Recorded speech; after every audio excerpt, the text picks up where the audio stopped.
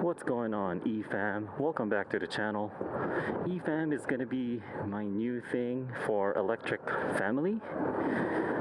Haven't heard anyone use it yet, so let's try with that for now. So what's going on, eFam? Welcome back to the channel. This is Julian, and in this video we are going to speak about reasons why you should not get a Super 73. Just to even things out, I already made a video of reasons why you should get a Super 73.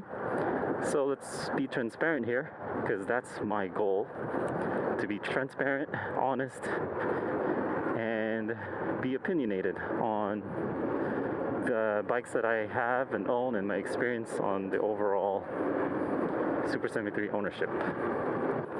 Let's begin. Let's dive into it. Reason number one. The price, right? It's not the most affordable e-bike out there.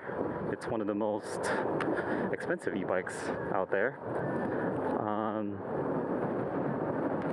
Don't get it if you can't afford it. You know, I don't recommend spending more than you need on an e-bike, where in my own experience I have just as much fun on other e-bikes. Even my $600 Walmart e-bike, I still have a blast on, and I still use it. And it's actually an electric mountain bike that I can take up on hills, and that's fun. You know, everyone has different needs and wants. And Super 73s, there's more like, no one ever needs a Super 73. It's more like a want, a big desire to own. Do not buy a Super 73 if your mindset is buying one to use it and reselling it for more. Believe it or not, people are still trying to do that. It's now early 2021, and you see all these listings where people are selling it for more than retail price. And don't believe everything you see. Just because they're selling it at that price doesn't mean it's being sold at that price. So the resale value, again, do not buy a Super 73 if you plan on reselling it for more. Treat it just like a car. As soon as you take it out of the lot, as soon as you open it and use it, it depreciates dramatically. Especially now that demand has caught up. Before, the early batch Super 73 customers had to wait 6 to 8 months, whatever it is. Now you can get it in weeks.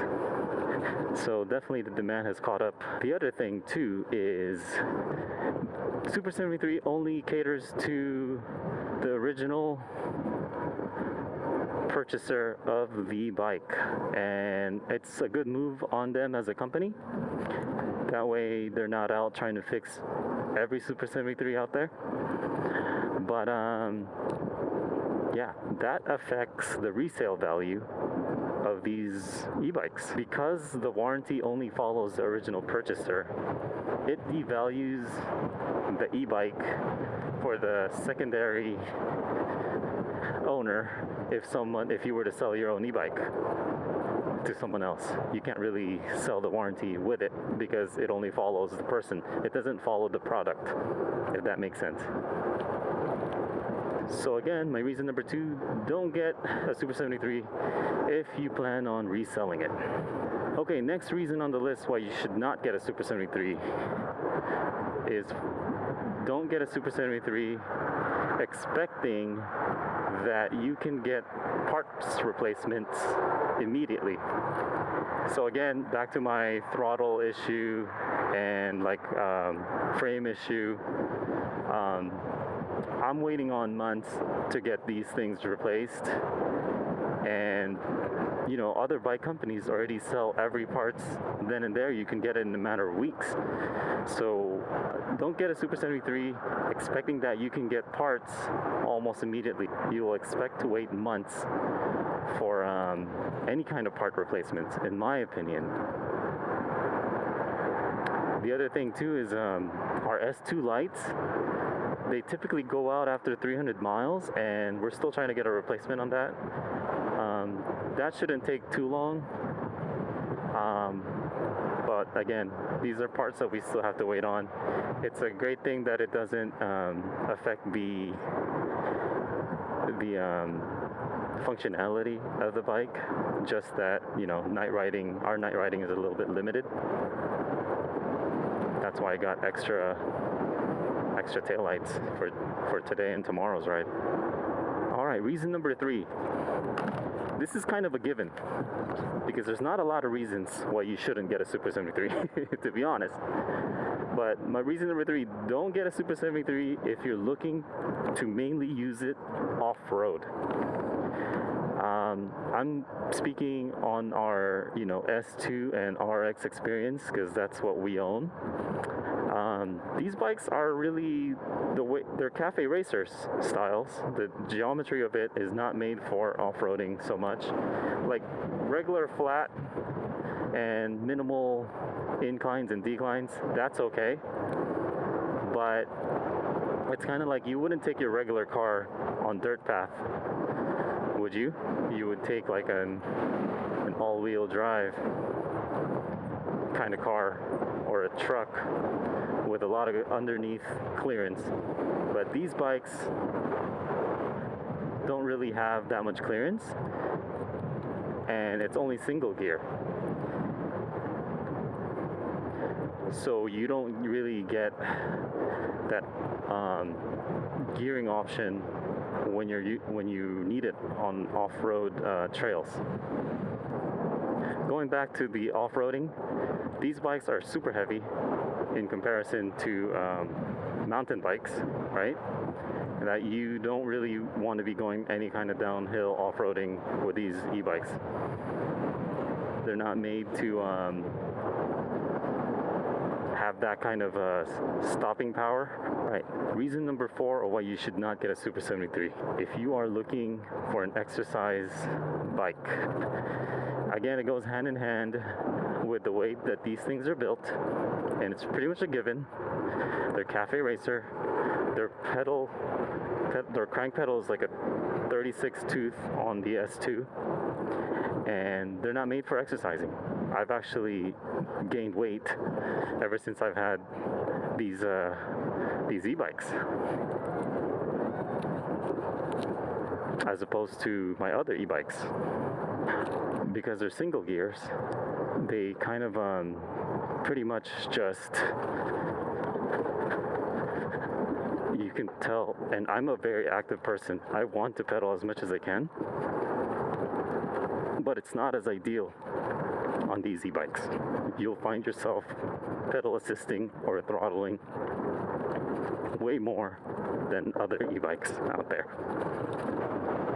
Alright guys, my last reason why you shouldn't get a Super 73 is if you don't like the attention on the road, do not get a Super 73, because almost always we get stopped.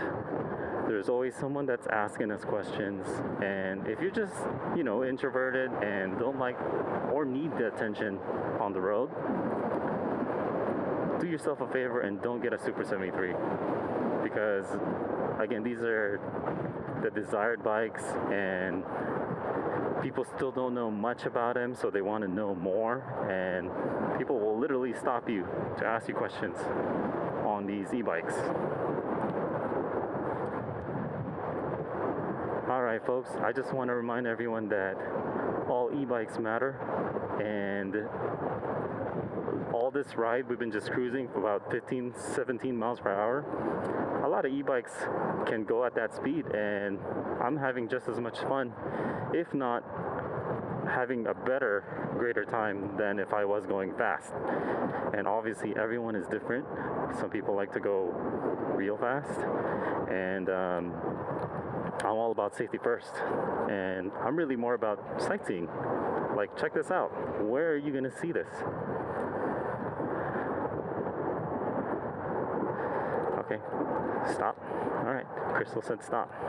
For those of you guys that are out there considering these e-bikes, and I just wanted to let you guys know the expectations behind it. You know, I wish there was a bike for me that would have had a one size fits all kind of e-bike, because I'm into off-roading, I'm into mountain biking, and I'm into what the Surron can do basically, but I'm also into just having it street legal like this, having pedals. And comment below if you already know an e-bike out there. Once again, guys, thank you for liking, thank you for supporting the channel. I appreciate all the support that we're getting. If you're new here, please don't forget to like and subscribe, and I'll see you guys next time. This is Julian signing out.